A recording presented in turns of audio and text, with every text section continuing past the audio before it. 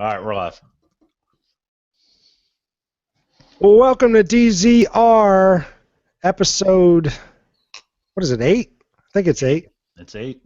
I had it all. I had my intro all ready, and I totally froze at the last minute there. Anyway, Par for the episode course tonight. episode 8 of the Dark Zone Report. I'm Dan Thrax. I'm in the host chair this evening, and with me, we've got quite the crew this evening. On my left, Mr. T. How you doing, Mr. T? I'm very good, Dan. How are you? Doing well. Nice of you to finally show up for the cast. Appreciate that. Little late, my bad. And also joining us, we've got a special guest tonight. He is taking some time away from the number 1 fan-related division podcast to come slum at the number 2 fan-related podcast. Deep Fried Dave. What's going on, Dave? Oh, not a whole lot, man. Thanks for having me. Feels good to be a guest. Yeah, you've. It's funny because you've been a guest on a number of the podcasts, right? I think I saw you on Smartwatch. Yep. Did Smartwatch, and then buddy Josh does the Loot Cast. So I've been on there a couple times. So that's my post Destiny podcast resume. But yeah, You've that's been fun though. The podcast ambassador for the game. It's great. So yeah, just horn around the podcasts. Everybody wants a piece of those silky tones. Deep Hey, fried. so- Everybody loves deep fried. Exactly. So give us just a little bit, just in the off chance that we have any listeners that don't know you from Rogue Agent Radio. You want to give just a quick kind of intro to who you are and what you're doing, and maybe a little brief gaming history would be good as well? Yeah, of course. Brief gaming history. Started off Commodore 64 when I was a really young lad, and then went right into the Nintendo. I had three younger brothers, so shared Nintendo, so that went real well. Did the Tecmo Bowl. We played all the sports when we were kids. Went to Sega Genesis. Did all the Joe Montana footballs for 4 or 5 years. You know, Nice. Gambling on it when we were 14, 15. Lunch money against each other, and then let's see. After high school, went to college, and then GoldenEye almost got me booted out of college playing that so much. And I picked up PC gaming back a little after that, and that was when I really got hooked on online gaming. So that was about 98, 99, and that was the original Rainbow Six on the PC. So then through college, been a PS player ever since. Been on the PlayStation, so on PlayStation 4 now. So, and gaming wise, do a lot of first-person shooters and a little bit of RPG, and do enjoy some third-person shooters. So, which makes sense. And you had some involvement with Dad's Destiny? Yeah, actually, I was about the 50th member, so one of the original admin, and then kind of did a lot of roles from there. Actually, created the database, which was a pretty big deal for us. And then I started. That was before we were the first community focus for Bungie ever, before the game launched. So right after that, we jumped up to like 10,000 members. So I was a admin, and then a board member for the first year until I stepped down to do some things with the division. Those guys had it under control, so it's about 45,000 members when I kind of stepped down from the admin role to start working with Boom. So actually met Boomslang by Dad's of Destiny. It's kind of hard to remind people that you actually are around to play different games other than Destiny. You're kind of pigeonholed into something, afterthought. So I was really struggling to let gamers know that we were going to be around for other games. So that's when called Boomslang and said, "Man, I really like what you're doing for the division," and we kind of knew that was going to be the next game for groups.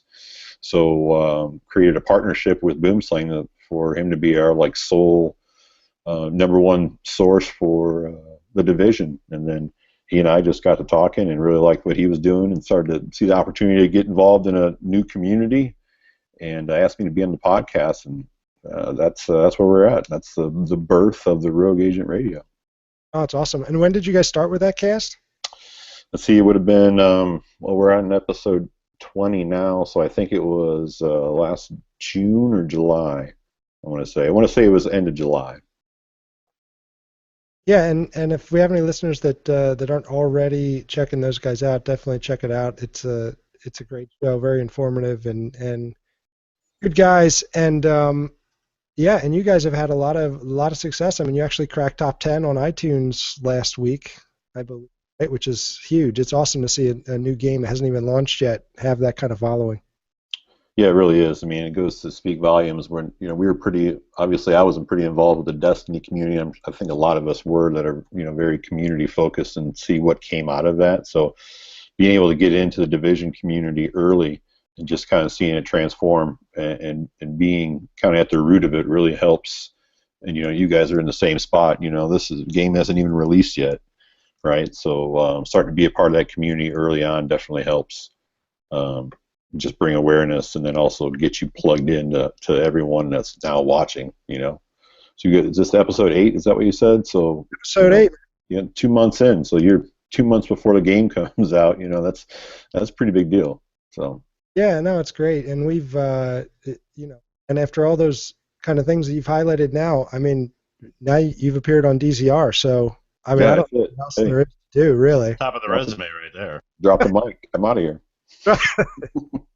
Yeah, no, thanks, man. Thanks for being here, and certainly, Dave was a great sport tonight. We were like, oh yeah, we'll be on at 9:30. We finally started the cast about a little after 10. So thanks, man, for hanging in. Certainly appreciate it. Yeah, no problem. And good to have you here. I think from listening to you guys, I think that our kind of topics tonight are going to be particularly up your alley. You seem like a build nerd. Yeah, no, I'm a Division nerd, a build nerd. Yeah, I'm in there. Definitely. So just a little bit of show news, guys, before we get into the topics. Some really kind of cool things happening for DZR lately. We actually, episode 6 and 7 have been just really awesome. We cracked 1,000 downloads on both. It was a big deal for us, and actually hit 35 on the iTunes rankings last week briefly. I think it was for about 10 minutes. 35. but it still counts. So it was cool. So thanks everybody that's listening and everybody that's been supporting the show. We really appreciate it. Hope you guys are enjoying what we're doing. Congratulations on 1,000. That's a pretty big milestone. Yeah. Especially when you're putting all that work into it, really. No, it's happened pretty quick, and we keep really working hard to kind of make the show better, and it's working out. So thanks again to everybody that's listening. Love doing it, and we're gonna keep doing it. Really just excited for the game to drop. And I don't know how I missed mentioning that in the open. This is going to be the last podcast before the game actually drops. So big stuff ahead. Also, we've been talking a little bit about the kind of Rogueware line of fan art T-shirts that we've been putting out, just a way to kind of support the show if you want to. And last week, the gauntlet was thrown down. Mr. T and I had competing designs. We had come up with a kind of illustration of the loot, the Darkstone loot bag. Mr. T wanted it on the lower back of the shirt, like a tramp stamp. I said, no, I'd like that center chest. And we said, let's let the market decide. So we put it out there, and the market has definitely spoken conclusively that both designs suck because no one has bought them. So thank you guys for helping inform our design process going forward. Yeah, I guess, Mr. T, you win by default because one guy on Twitter called yours genius. Brilliant. Genius, that's right. Genius, yes. So we'll give you... I agree with that guy. I agree. That guy... Let's get him as a guest. For sure knew what he was talking about. So he didn't buy one, though, did he? No, he didn't. He just said that's a really good idea from afar, which is fine. But they're out there, guys. If you want to check them out, we just put another design out. We're going to be putting designs out basically weekly because... Weekly? Really? Yeah, man. We've put out one a week so far, so there's like 3 more. Order. Yeah, I need another hobby, is basically. But, yeah, so if you want to see those, you can go to teespring.com/stores/DZR. Enough of that stuff. Let's go to the DZR mailbag. All right, so Mr. T, couple things. We got some great feedback this week from the listeners, and thank you guys, everybody that wrote in and commented, and we always look at that stuff, and it's great to have you interacting with the show. So first, I think we want to start with an iTunes review that came in. We had a couple people actually do the iTunes reviews and ratings and stuff, and that's really helpful. Thank you guys. If you have a minute, do it.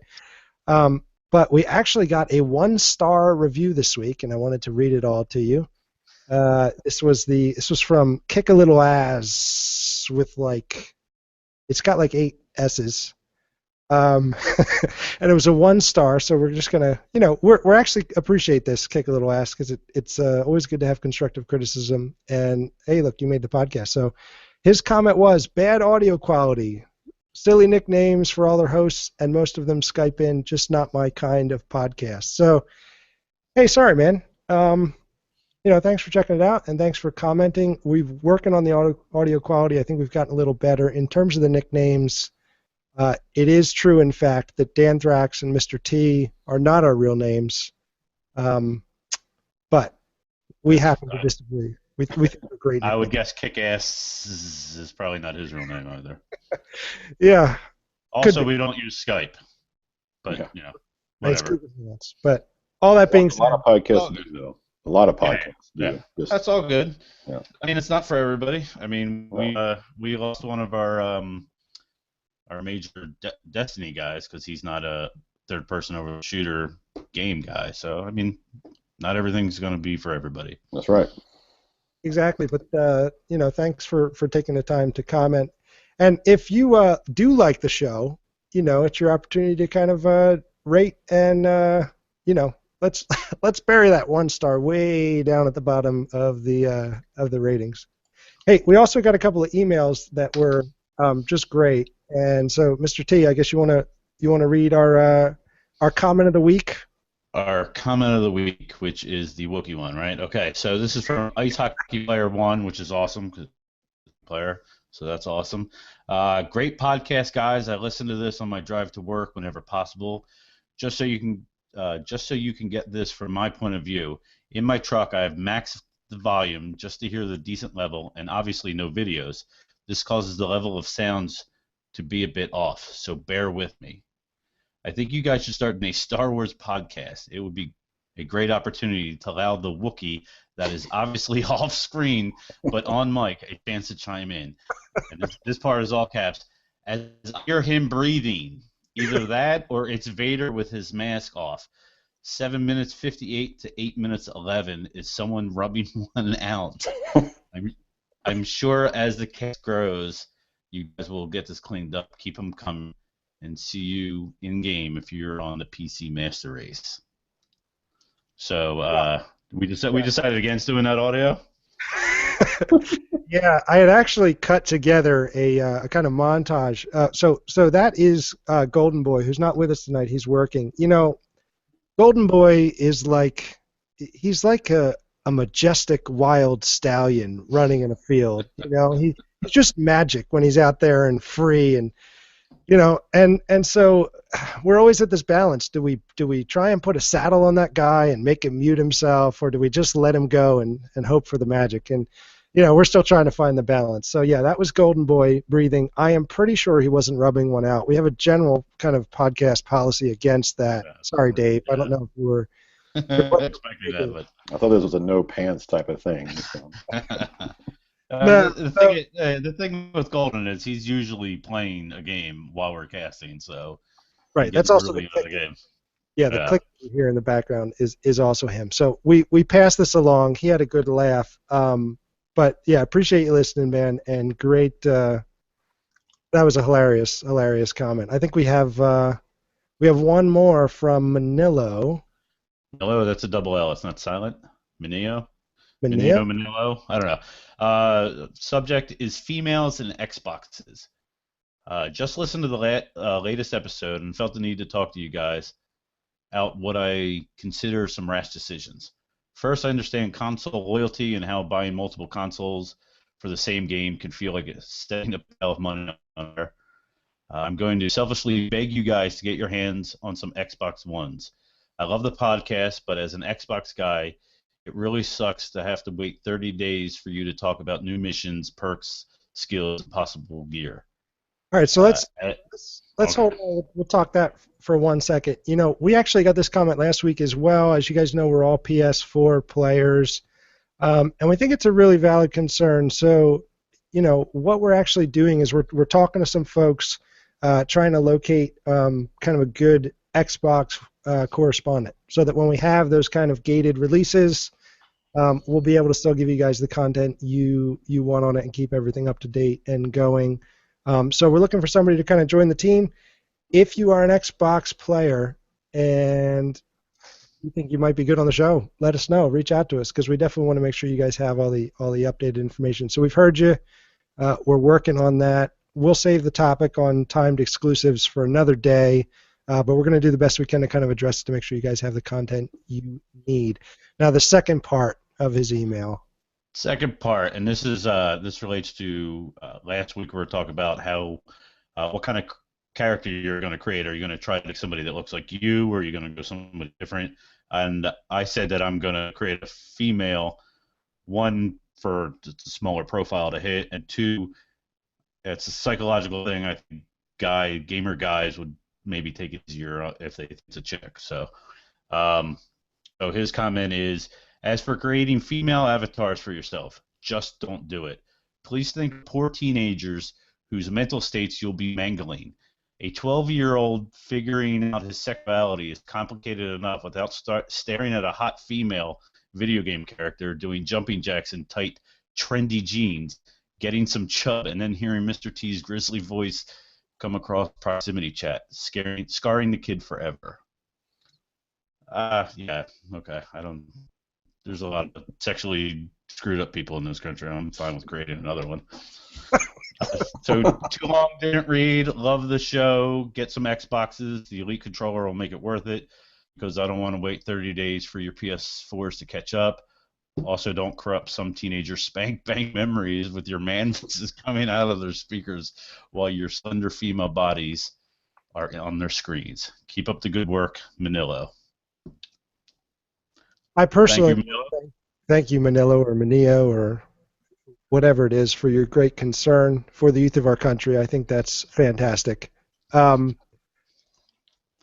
I will say that I will never look at Mr. T's character in the Dark Zone the same way again. And again, look, we're going to address the Xbox situation on the show, but thanks for writing in, man. Great to hear from you, and certainly brought some humor to our day when we were reading that. So let's move on. There was some really great news that hit this week with the game itself. There was a video that launched that was essentially previewing Massive's plans for year one in terms of the content that they're expecting, and just some really great stuff. We're not going to spend a ton of time on this. I mean, we really want to get to the kind of main topic of the show, but definitely have to notice this. We're going to be digging into some of this stuff later, and particularly as we get closer to the release dates.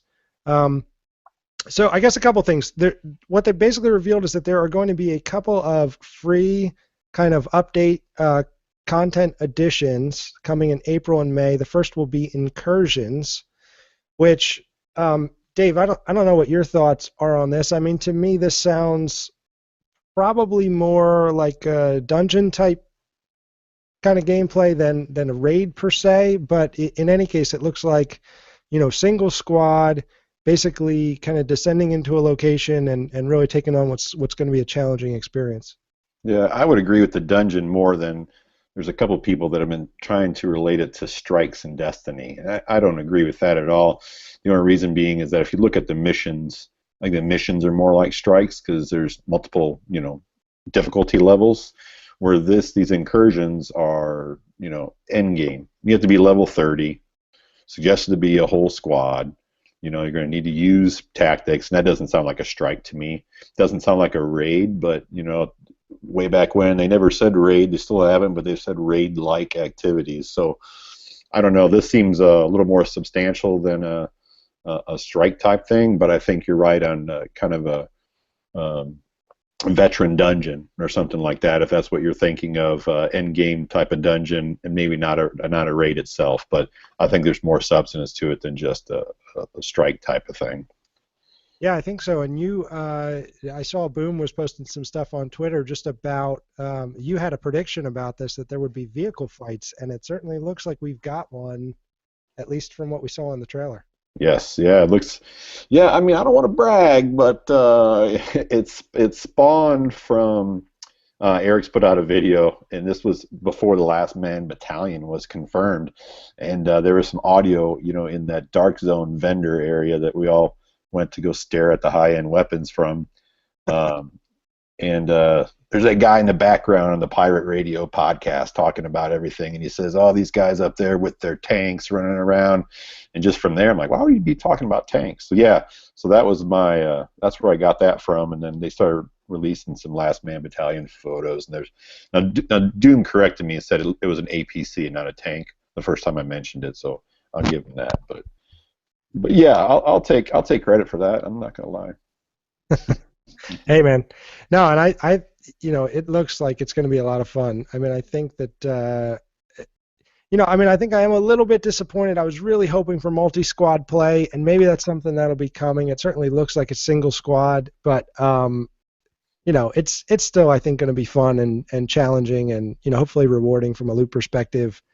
But, hey, it looks good, man. The next piece coming in May is something they called Conflict, which there aren't a lot of details other than just a commentary that it's going to change the way we play in the Dark Zone, and is going to add a new incursion in Columbus Circle. So, I mean, you guys have any theories on? I really, I've been looking around, I've been thinking about this. I'm really not sure what this means.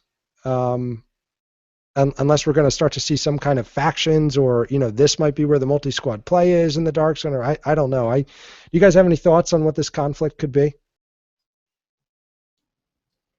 And I don't have anything. Dave, if you want to go ahead on that. Yeah, I mean, the only thing, there was some stuff floating around that this was a few weeks ago, that there might be an expansion, and this still might be related to the survival expansion, but that the Dark Zone would expand, and the whole map would be one big Dark Zone, and it would be kind of a competitive play area, not necessarily a mode, but something that you could go into that way. So that's the most recent chatter I've heard possibly about it, but a competitive area would be all right with me. Kind of your choice if you want to enter or not, but that's the only thing I have. Yeah, and I guess we'll wait and see. I mean, some of this they gave more detail than others, and they've been pretty guarded with some of this stuff so far. But I think interesting. And I like to see too that even in what looks like a Dark Zone or PvP heavy release, they're throwing in the other incursion for the PvE folks, which is always nice. It's nice to see balance on kind of both sides of the house that way. And those are free ones, right? Those first two are those aren't season pass. That's up for grabs, right, for everybody. Yeah, exactly. First two are free, which is great. And then we kind of get into the expansion. So the first one coming in June is called Underground, which we actually, when we were kind of talking, what could DLC be for this game, this was one of the things that we had kind of thought would be a pretty obvious way to go, which is essentially, underground subway tunnels, other tunnels, just basically kind of the map below the map, which we got a little bit of a glimpse of in the beta, and certainly there's going to be some of that in the game, but this is going to, it seems like, really open that up, which I'm kind of excited about. I think it's going to change the dynamics of how you have to approach situations. I think it's going to, make for a really interesting kind of different setting. And it seems like could be a really natural progression to the story as well. You've pushed back these factions, and now they're kind of retreating underground. And I don't know. I'm pretty excited about this. What do you think, Mr. T? I'm gonna have to admit I missed your question, but I'm pretty excited about it. The underground, yeah, I don't know, man. I'm kind of confused by all this. So these excursions are, what's free and what's free? What's that? What is free and what's not free? That's what I'm trying to read up on this now. I get to read it earlier. Yeah, so the first two, the incursions and the conflict, are both free updates. The expansions, Underground being the first, that's either going to be, I guess, Okay. single available kind of for purchase DLC or part of the season pass. Um, yeah, but in any case, we'll be in the tunnels. The next one is really interesting to me, and this survival piece. I They could go so many different ways with this. It's been interesting watching the community kind of talk about what this survival could be, specifically because they mentioned resources. What Dave, what do you kind of think when you read in the description and see the videos and stuff on the survival mode? I mean, could they really be giving us a I mean, I don't even know. It's funny. I keep going back and forth. Is this going to look more like DayZ or more like, what is this thing? I don't know. I mean, it's kind of hard to say. I mean, it makes sense, right? I mean, if you're going to limit resources when you're in the real world, you're kind of scrambling around to find things here and there. But I don't know. Part of me wants to think of The Last of Us, where you're really just real careful about the equipment you use and the bullets you fire because you don't know what you're going to find next. Um, and maybe it becomes more of a, I don't want to say stealthy because we know that's not a part of the game, but just a more tactical and careful type of thing. I don't know. It's definitely an interesting one, though. Yeah, and I think from a gameplay standpoint, anytime you make something precious, you do create a lot of really interesting opportunities for conflict around those resources. So, to the extent that there's also mention of kind of gathering supplies for high-end equipment and things like that, and there's really kind of a chance to bring some rarity into the game around those issues, which particularly if it's in the dark zone or things like that, is going to really form some interesting spots to encourage players to come together and either cooperate or not, which is pretty cool. But that one, another one that's kind of really vague, they're kind of teasing us. And then you got the last one, The Last Stand, which was really surprising. I mean, when I watched the video of that and they talked about fortifying defenses and recruiting other agents, I didn't see them going that way with this game at all. But funny, it was something that I always wanted. I was a big Destiny player before we started playing this, and it was one of the things I always thought would be just really cool to have to defend the tower from attack or something like that. And so I think the whole kind of fortification angle is interesting, especially coming off of, you look at what Ubisoft did with Siege and how much fortification was a part of that game. I don't know, man. I thought it played really well there, and I thought it's got a really interesting potential to kind of add a different level of planning and cooperation and all that. I'm excited about it. And the whole. Go ahead, Tim. I was gonna say I didn't see the video, but is it like an attack on the post office? That's what it's looking like, and you got it. We're not sure yet. I mean, there's some hints. Some of the graphics around it actually look like it's Lady Liberty is involved. That this could be a Liberty Island thing, which would be really cool. And would also kind of signal the departure from kind of the continuous map that we've talked about a little bit in the past, because you'd have to either get helicoptered in or something. But I don't know. It looks really interesting, and certainly people are kind of buzzing about it just because it's it could be another game mode. And I guess what's really cool about this is we look at these expansions and we've got the addition of like 3 or 4 additional game modes to the game, which is a fun thing, man. It's not just content. They're not just dropping new levels on us. But the game itself is actually going to be evolving over time, which I really like. Yeah, that was a direct objective from them. Is that I think he said we don't want to keep delivering you a little bit of the same thing, So they wanted to change it up and do some different modes. So I think that's a really cool direction to go to make it fresh and not get bored with the same content, the same new content that's exactly what you've been playing. So. Yeah, for sure. I think they've learned a lot from what the Destiny experience, and yep. And I love Destiny. I mean, I spent hundreds of hours on Destiny, but it was the same thing over and over and over again. Yeah. Hopefully this is not, and it looks like it's not going to be. Yep. All right, guys, let's move into the topic of the day.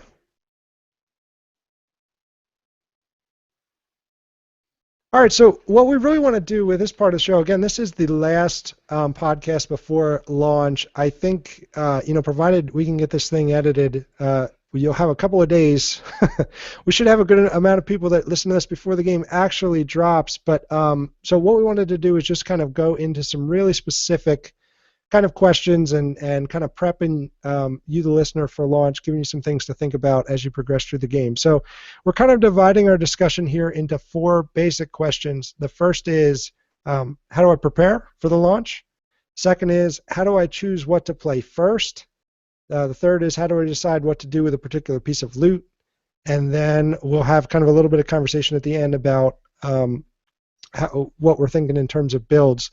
And I think kind of the important piece about preparing, one of the great things about kind of the community so far is that we've got some really great content producers that are already kind of doing their thing.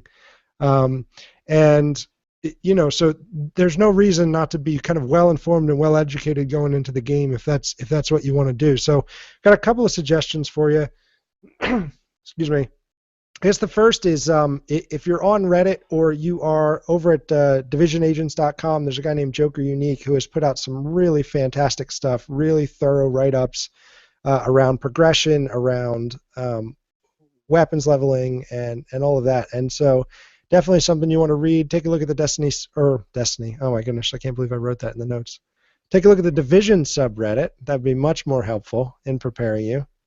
And then there's a number of forums around too. One which I know, Dave, you guys are associated with is the divisionforums.com, which is a great spot to kind of start doing some reading too, and just making sure you understand progression and all that as you go into the week.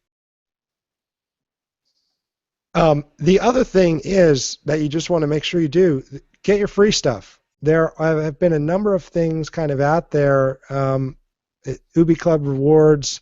And if you log on to your Ubisoft account online, there's actually, you can go in and Agent Origins is one of the codes that'll get you some kind of starter stuff, some gear, and basically get you set up kind of going into the game. So there's free stuff out there. You want to make sure you grab it. Although I believe the Agent Origins stuff in particular won't be available until the game launches, but you can at least make sure that your Ubisoft account is set up and you're ready to go. With all of that. And then the last suggestion I would have, unless you guys have some others, is take a look at some videos. There have been some really good kind of content providers that have done a lot of work on gear and weapon systems and progression and talents and crafting. And of the guys that kind of I watch on a regular basis, you got Eric's, you got Marco Style, Boom, of course, and Open World Games. Any others, Dave, that you're watching on a regular basis that you'd recommend to our listeners to kind of check out? Oh man, I'm drawing a blank. So I want to say his name is Caxis. I just started listening to him. Yeah, that's very poor description of it. So just kind of Google that and see what you Caxis HD, something like that. Sorry. Yeah, no, it's all right. I think I have seen some of his work. Too. It's funny when I've been looking forward to this game for a long time, and for a while, like Marco was the guy. I mean, he was doing some really detailed stuff. Open World Games as well. Robbie over there, been doing stuff, and then Eric's doing a great job. Boomslang's doing a great job. So, if you have some time, you want to take a look at how kind of weapons progress and all that. Definitely. Some options out there to prepare yourself. Anything else? You guys I think Level Cap Gaming is also doing some Division videos. Yeah, excellent. Yep. So check them out too. Anything else you guys are kind of doing to just straight up prepare for launch? Any sleep regimens or special diets? What are you guys doing? I'm deleting a bunch of games I'm no longer playing. Bring on my space because I'm going to capture a bunch of stuff. So they still haven't deleted the beta yet, which is weird. I don't know why. I don't want to delete the beta for some reason, even though the game's going to drop in like 3 days. So, that's basically what I'm doing. I know, I can't let it go. And when are Mr. T? When are you actually going to be playing after launch? You're doing right? Yeah, I'm doing a midnight. Dave, you downloading or you brick and mortar kind of guy? I am downloading on PS4. Okay, so I'm doing brick and mortar. I can't break that habit because back when I was poor and I had to trade games in to get Oh new yeah. games, so I'm still in that mindset anyway. And so I'm going brick and mortar. I confirmed with GameStop when a midnight opening. I'm going midnight. They said to get there at 9 o'clock. Yeah, okay. I'm not waiting in 3 hours in line. Yeah. That's ridiculous. So yeah, I'll go there, get the game, come home, probably got one. I'll at least character, my sexy svelte uh, female character, and then I don't know if I'll be playing any games, but I'm working from home on Tuesday, so we'll see. I Yeah, don't think any working. of us Yeah, working. Yeah. Yeah, you're I gonna don't- create your character and then go to sleep. Come on, man. We'll see. Dave, what's your schedule look like on launch? I tried to, I took a couple days off for the betas. Had some PTO to burn, so I think I'm going to take it more casual, not try to burn through it so much. So didn't take any time off. I think it's probably a horrible idea, but I'll probably wake up pretty early, at least make a character and try to, check out the first couple cutscenes or the story or whatever, and then go to work at 7 in the morning. So we'll see how that goes. Yeah. But Good luck with that. yeah, see, now just how you were talking is really making me second guess that whole decision. But I'm just going to take it easy that week. Do some gaming at night. A few hours here and a few hours there, and try not to rush it. Yeah. So. No, and I think I actually ordered the game. I'm an Amazon Prime guy, and I actually ordered it on Amazon. The lure of the extra $5 or whatever it saved me was strong. But and I'm working Tuesday, so I'll be probably playing Tuesday night, and then I actually took off Wednesday, and I scheduled my wisdom tooth removal for Thursday. So Nice. I pretty much am going to have Wednesday through the end of the week. Now I'm going to be kind of loaded with Percocet for those last 2 days, but. Yeah, I figure if I stay out of the dark zone, I should be. I should be. Dan, I want to point out you're a grown ass man and you scheduled your oral surgery around a video game. That's correct. That's correct, and I would do I got it. no problem with that, man. I'm not ashamed. I'm not ashamed.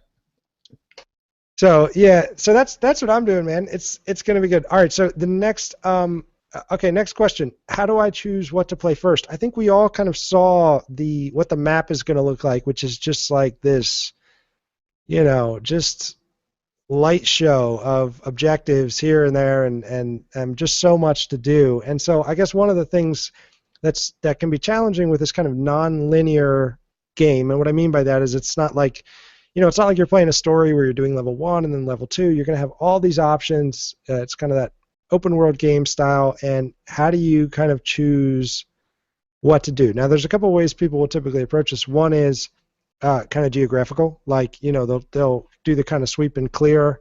I'm going to work in this block. I'm going to kind of do everything I can, and then I'm going to move to the next block.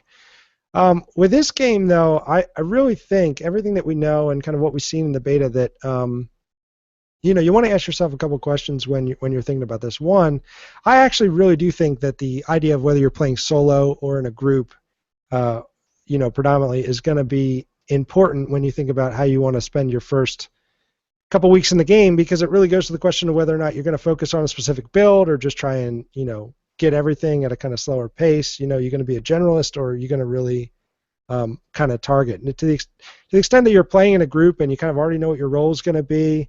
We'll get into it a little bit, but you may want to focus on certain kinds of missions. You might want to just focus on missions that are going to kind of move forward towards opening your tech wing or the medical or the security.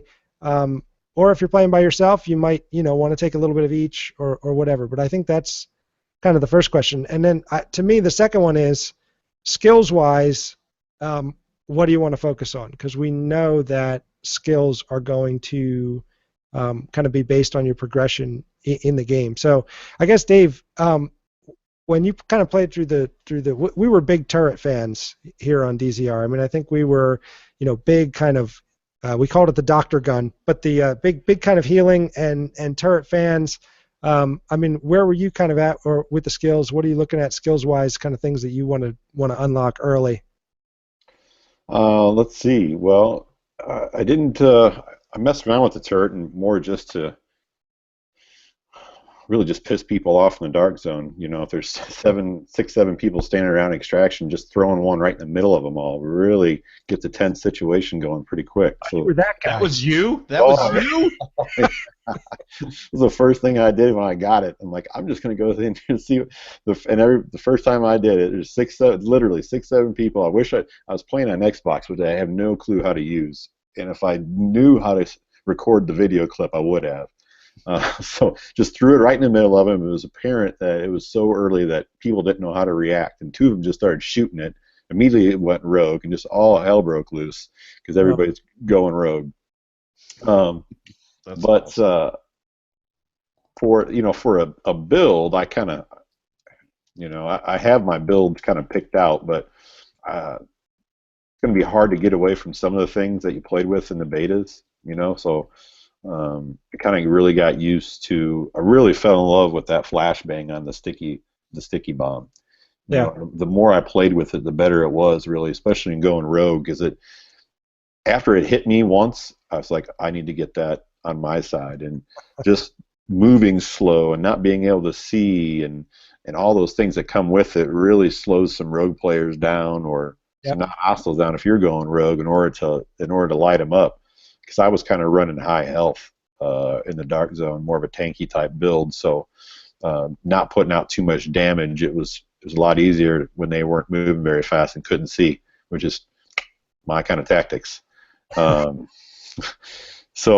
some of the missions too, where you've got a lot of kind of on the PvE side, really aggressive AI. You got the Bat Bros coming at you or whatever. It can be really helpful there too. Yeah, especially to get like a whole group of them, and it's definitely a good support tool if you're going to go that route. But I think it's going to be interesting is that I could tell you right now what all the talents and skills that I want for my first kind of build are, and how many medical supplies it's going to cost, and how many security supplies it's going to cost to get it all, because I kind of have it planned out, a couple of them. But what I don't know, and what I don't think any of us know, is how available. It's like if you want to specialize in the medical tree and you want all these medical skills, kind of like I do, how available are these supplies going to be? So is it going to be go to the point to where you're like, oh, well, I have to rank up another tree because I can't get enough medical supplies to do exactly what I want to do because of the levels.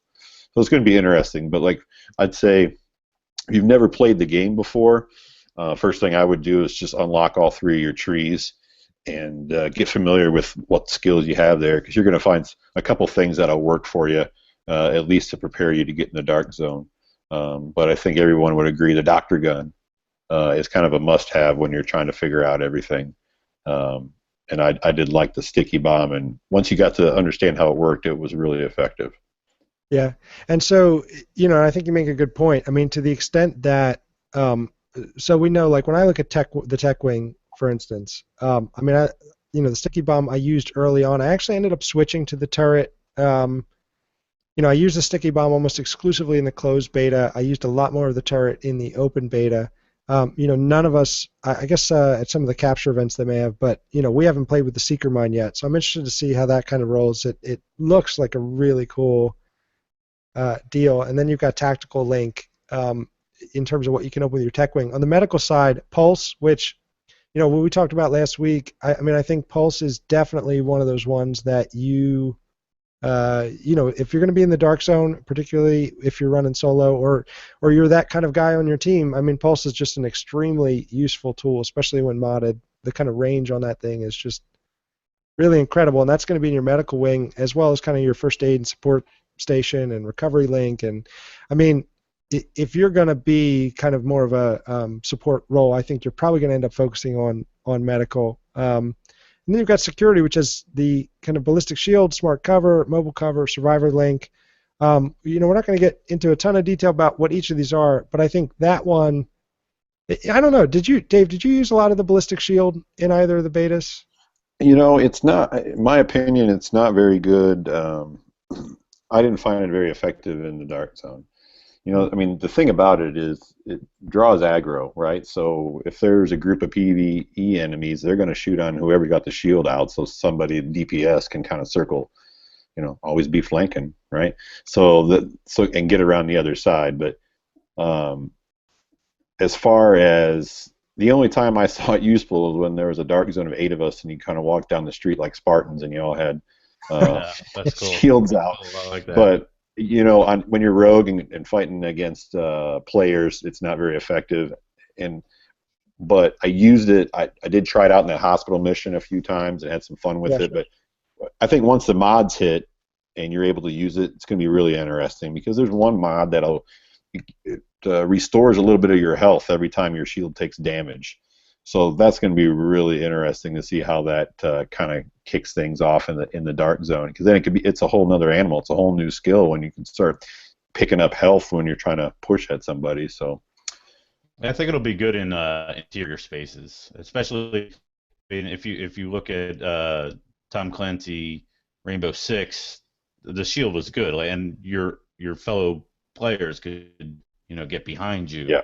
Yep. So I don't know if you're going to be able to do that in this. I mean, none of us really ran the shield, so I don't know. But I think in interior spaces, the shield could be good. Yeah.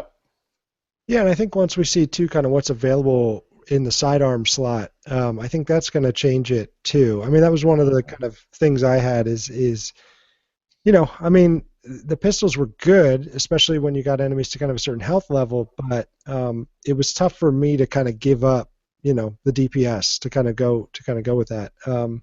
So, and actually, really interesting that you mentioned that kind of mod where you actually get some energy back. I mean, that's pretty much if you're going to design a shield for tank play, I mean, that's right there. You can absorb bullets, and it's going to help keep you alive while you're doing it. I mean, that's pretty much, you can't get much better than that in terms of a tank kind of scenario.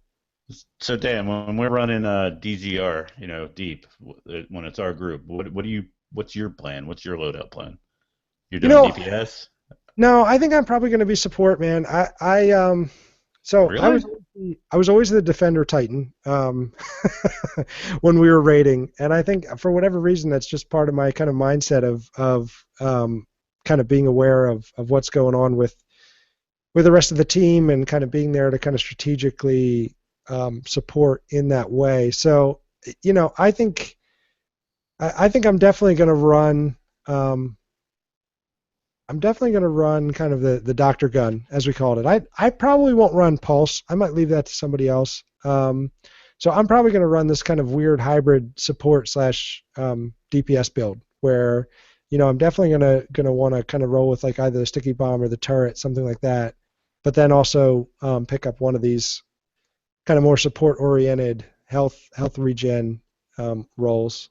I mean, that's what I'm thinking. So I mean, I'm probably going to do mostly tech wing and medical, to the extent that I can. I mean, Dave made a great point. If you start getting gated off where you just have to do the other stuff to get enough experience to level up to get it, then that's one thing. But for me, I'm probably going to focus tech wing and medical, just because, like I said, I mean, I want that turret, I want the sticky bomb, and I want the medical stuff. So, and I think the other kind of part of it, I mean, that's just the skills. When you start looking at the perks, I mean, that's where this game is just so deep. I mean, when you start looking at the perks, there's a bunch of stuff there that I kind of highlighted that is really kind of interesting. I mean, in the tech wing, there's a perk to increase your inventory slots, which, I mean, depending on what kind of player you are, if you like to deal with your gear quick, that may not be terribly useful to you. But if you're the kind of a hoarder and you like to have a lot of stuff and you never want to be in that spot where you're full, that could be useful. There's also kind of options to increase your dark zone inventory capacity. In the tech wing, there's perks there. Resource assistant is one of the perks in the tech wing, which actually will identify materials on the map for you, which is pretty cool.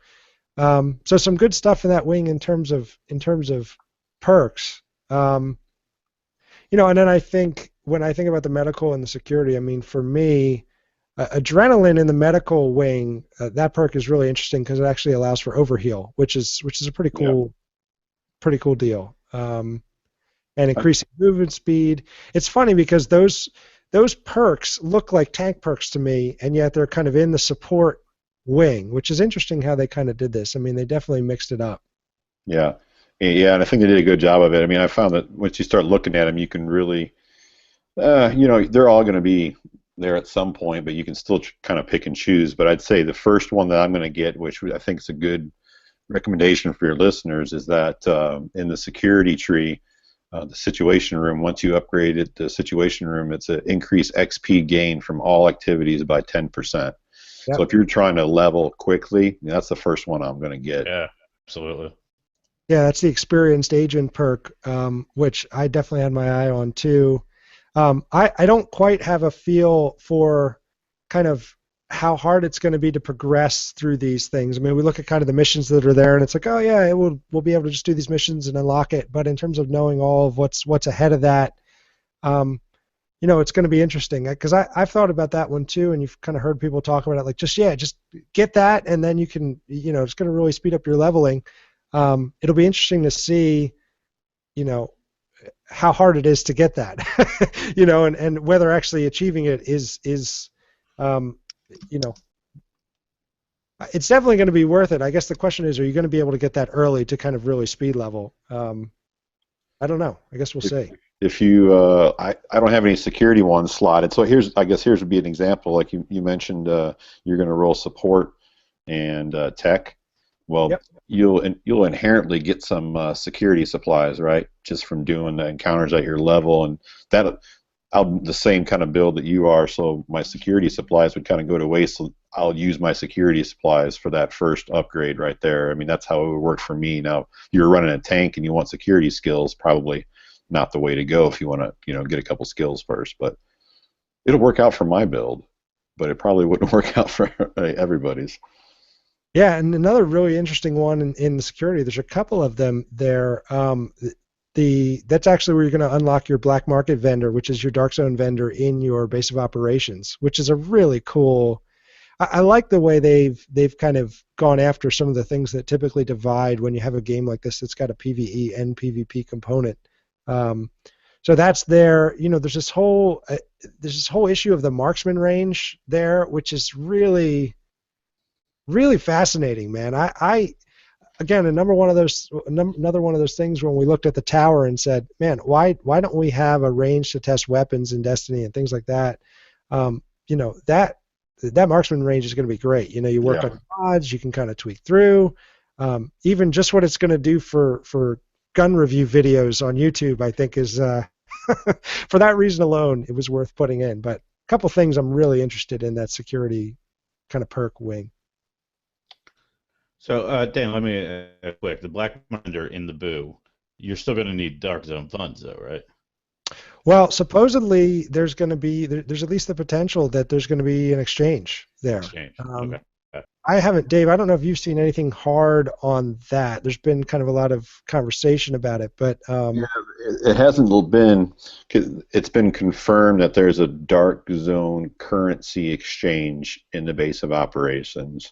And if you read on the black market vendor, if you read the description, it does say funds, but they didn't. So when they confirmed that there's going to be an exchange, they didn't say it's because of the black market vendor perk. But I think that just makes sense. Right. So yes, you can. The nice thing is, if you think about it, though, you still need to be a Dark Zone rank to buy the weapon. So it'll prevent people that don't want to be in PvP enabled in the Dark Zone all that much from grinding Dark Zone funds, but you still have to level it. Right. You still have to level your rank to get it. So I think it's a good call.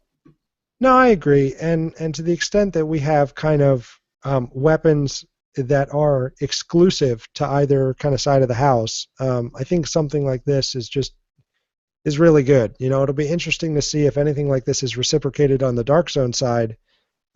Where to the extent that there's anything that's exclusive to the kind of the PvE, that'll be available for folks that really just want to play Dark Zone. I would think that there would be something like that, given that they're kind of making the steps to kind of make sure that you're not penalized necessarily either way if you'd rather play PvE or PvP. At least that's what it looks like so far. Guys, we're kind of moving on in time here, but I want to make sure we do get to this last piece, I think, which will be really important, especially early on in the game, and that is when we're picking up this loot, how do you decide what to do with it? Now, look, early, you're probably going to be getting a lot of stuff that is better than what you have, and so the decision's fairly easy. But not always, and I think, in thinking about this, it's easy to just kind of look at the DPS number, for instance. I know that was one of the things I found myself doing in the beta. I get a new piece of gear. Do I want to keep it? Well, let me just look at what the armor stat is or what the DPS is if it was a weapon. The way that some of the kind of buffs on the weapons work, particularly with gear, you're going to want to consider a number of factors when you pick something up. And I guess the first is when it comes to weapons, obviously DPS is a big deal, but also to the extent that the weapon represents something, a class that you don't have or, that you want to try. I mean, I always recommend trying to get a feel for as many of the different weapon classes as you can early, so you kind of know what you want to play and what you don't. But the other thing is, as you go on, and as you get to the kind of the higher rarity weapons, you're going to be running into situations where those weapons have, and I always get the terminology mixed up, but where they have these kind of talents on the weapons themselves that basically allow for kind of these buffs in gameplay, and whether that's increasing damage on headshots or different things like that, where you might have a gun that has lower DPS at first blush, but when you look at it and think about your playstyle, it might really fit what you want to do. So I would definitely recommend, don't just make it kind of a, check it and chuck it if it's got significantly lower DPS. And I also think kind of getting a chance to play with multiple classes of weapons. How are you going to know if you like the submachine guns unless you've tried them? Same thing with shotguns and et cetera. Dave, what are your kind of thoughts on when you pick up a weapon, your kind of assessment process on whether or not you're going to keep it or not? Weapon-wise, I like you said, I try to keep one or two from every class, and try them out. DPS I didn't look at too much unless you got two of the same, just because, it varies, but it also, such a big factor of it is how much you have in your firearms, right? So if you have a 600 base weapon and you put 200% of damage onto it, it's going to be a big difference if it's 550, but you're still going to be and another weapon does 550, you're still going to be able to put a lot of hit points on, a lot of damage on something. So I did that, and I really made it a point because I'm bad about it in other games. I find one gun and I like it and I stick with it. So like assault rifle, I want something that has high stability, medium damage. If I find it, I'm done with it. I'll keep it and mod it to the way I want. But what I really tried to do this time, and it's hard to do in the dark zone, but on those missions that you replay with your buddies or whatever, I just kind of forced myself to use a different loadout every time I did it and use the guns throughout the whole mission. You're not losing anything by doing that, and just doing those types of things really helps you hone in on what guns you like and don't like. 'Cause there was a submachine gun I thought I hated, and I used it all for one mission. That became the one that I couldn't get rid of. I would say on gear, one thing that I did I found very helpful as you're trying to figure out what kind of build to make is I just kept, say, knee pads. I really didn't look at the stats too much other than the firearms, electronics, and stamina. So I made it a point to just keep one of each. So I had, at the end of it, had one knee pads with firearms, one knee pads with stamina, one knee pad with electronics, so that I could just kind of swap out and test out builds and how you wanted to spec yourself.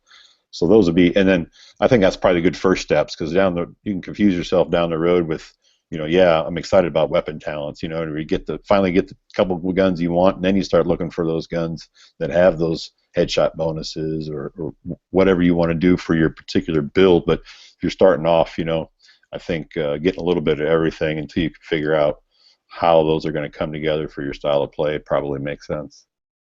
Yeah, I agree.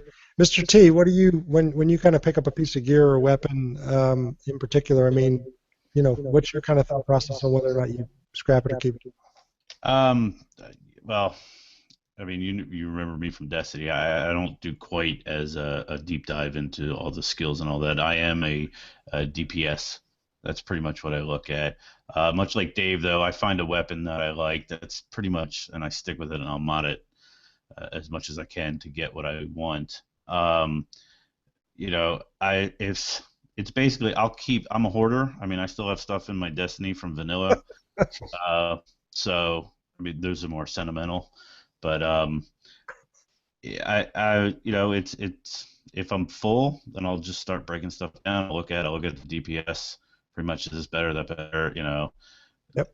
I'm a fool for the color coding. Oh, green, purple. Oh, green's not as good. Get rid of green. Yeah. I don't do it in the boo. I do it out on the field because I don't spend a lot of time in the boo. I'm out in the field, and so I kind of do it on the fly. I probably should get better at that. Yeah, Mr. T was always the one. When we'd be raiding, we'd be like, "Wait, you're using what? Like, what? We." I had the multi. Once I got the mighty multi tool, I didn't care about anything else, dude. I love that gun. That's all I used. Yeah. No, and I think I really do. One of the things that was interesting. And I'm waiting to see kind of information-wise what's going to be available on all the different weapons and how deep we can kind of get into the stats because it looks like a lot of the weapons are pretty close in terms of how they're put together, and it's really going to be about talents and your particular loadout in terms of your attributes. So I don't know. It's interesting. I guess the other question for me that I kind of just don't know yet is whether we haven't seen exactly how the crafting dynamic works, and so whether I will be more apt to break items down or sell them. I don't know. I mean, it's one of those things where you just kind of have to see how the economy is and works and what's more scarce. So I think kind of the takeaway from that is, as you get gear, there's a couple things you can do to assess, and I really like Dave's suggestion is one of the things I was thinking about as well. Kind of looking at those attributes and making sure that you're not tossing something, even if it's a couple, it's a level below you or whatever it is. But if it's really going to help you get to a certain build, those things are going to become really important in unlocking the talents on the weapons. And you would just hate to be in a spot where, you can't find a piece of gear. You end up scrapping a piece of gear that has a really high attribute that you need, and you end up having to sit around and wait until it drops to be able to really get the most out of a gun that you like. So always good advice to kind of keep that stash loaded with one of each. But well, Dan, I think the biggest question is, have you already started working on the spreadsheets? Yeah, so let's talk spreadsheets really quick because I know for a fact, Dave, we're going to be... Dave is a spreadsheet guy too? He's a spreadsheet guy. Oh, yeah. Oh, geez. And I will tell you, so just for the listeners, we're about to enter the nerd zone. I apologize in advance for the next couple of minutes of this conversation if you're not into the wonders of Excel. I apologize for bringing it up. I mean, here's the thing that when I'm thinking about this game, and Dave, I don't know kind of how you're approaching it, but one of the really difficult things about this game is that there are so many endpoints.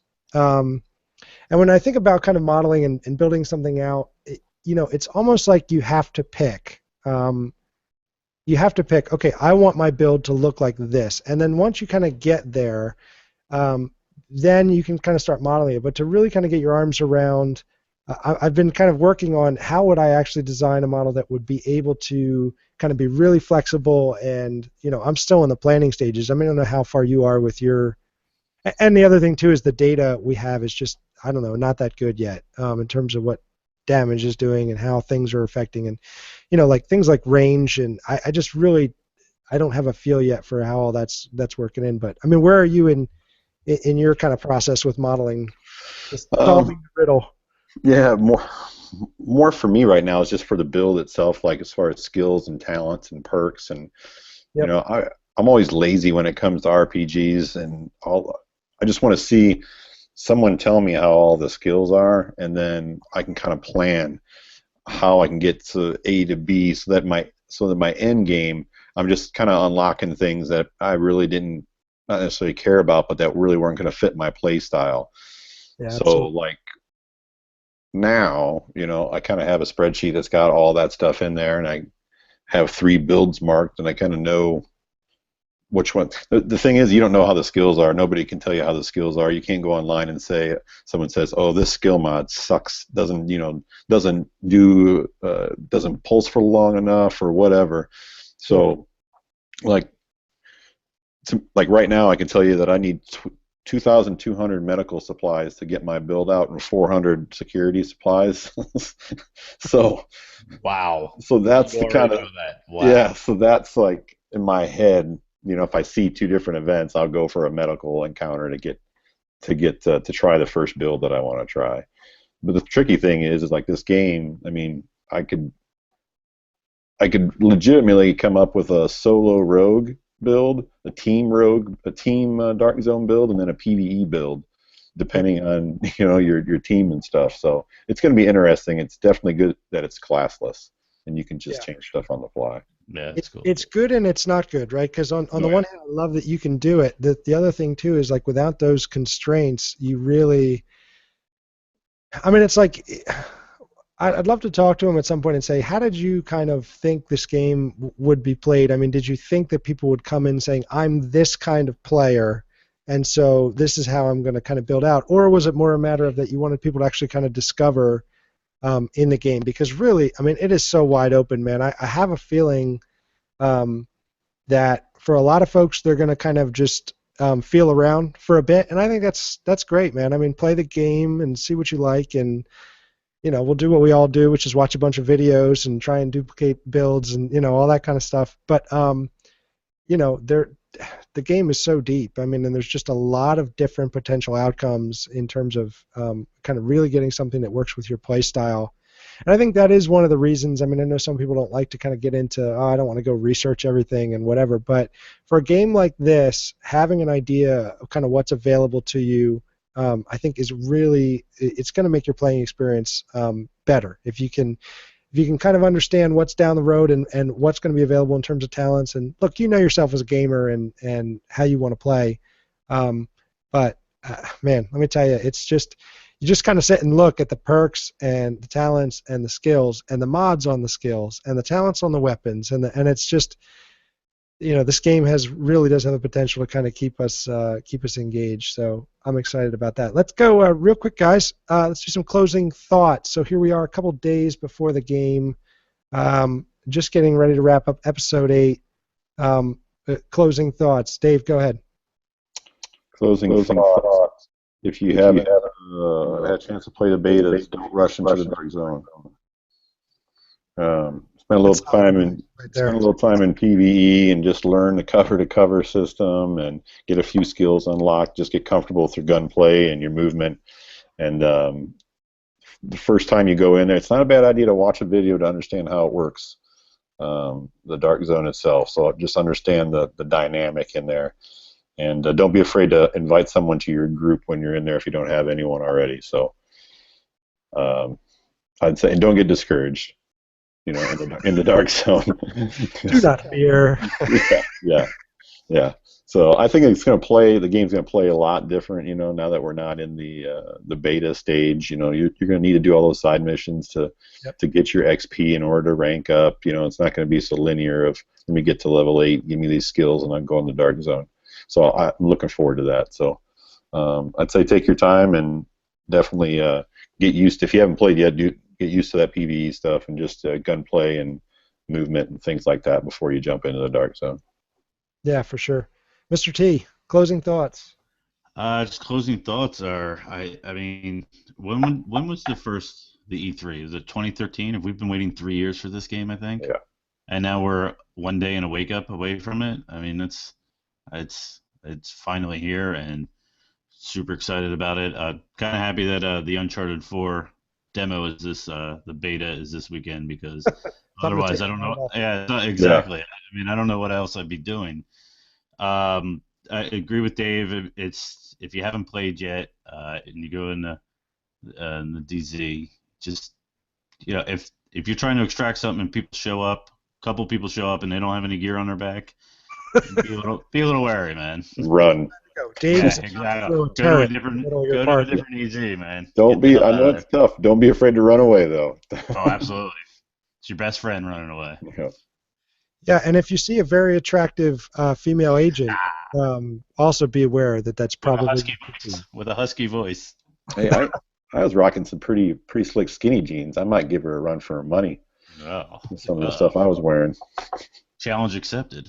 Yeah, two deep gravelly voiced dudes out there dressing pretty. I like it.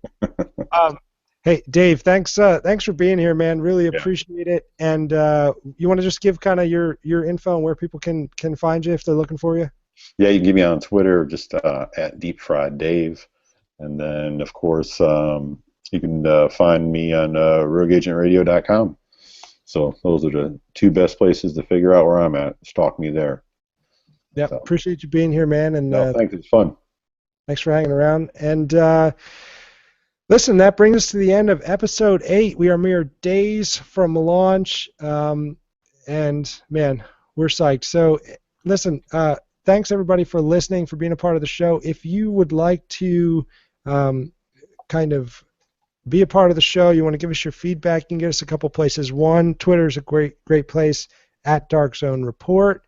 You can also get us at, man, I'm totally blanking on what the name of our easyrmailbag@gmail.com. I'm not nice even that tired. Yeah. Nice one, Dan. I should be reading this, right? It'd be a lot better. Yeah, and also you can also wow, man, I am just falling apart on this. Normally I have people interrupting me. It's like actually having silence to do the close has totally Hold on, right? Yeah, can you I need the Wookiee. Where's the Wookiee? Anyway, guys, thank you for listening. It's been great, and we're just really excited to keep going here and to actually get this game out and launched and start just playing the crap out of this thing. So thanks everybody for listening, and until Tuesday, be safe, and we will see you in the Dark Zone.